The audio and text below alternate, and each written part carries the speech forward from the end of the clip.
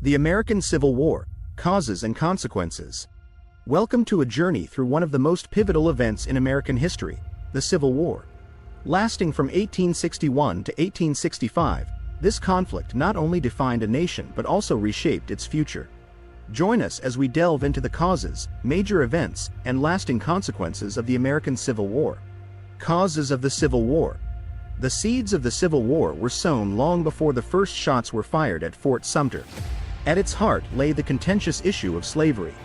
By the mid-19th century, the United States was deeply divided over the institution of slavery, with southern states heavily reliant on enslaved labor for their agrarian economy. Meanwhile, the northern states, influenced by the abolitionist movement and industrialization, increasingly opposed the expansion of slavery into new territories. The election of Abraham Lincoln in 1860 as a Republican president, committed to halting the spread of slavery, was a tipping point for southern states. Fearful of losing their economic and political power, southern states began seceding from the Union, forming the Confederate States of America under President Jefferson Davis.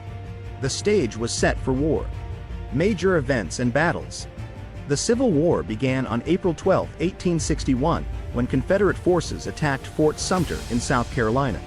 What ensued was a bloody conflict that ravaged the nation for 4 years. Key battles such as Antietam, Gettysburg, and Vicksburg would come to define the war's course and ultimate outcome.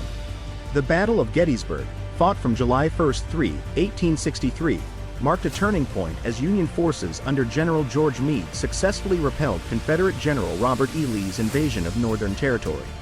It remains the bloodiest battle in American history, with casualties numbering in the tens of thousands.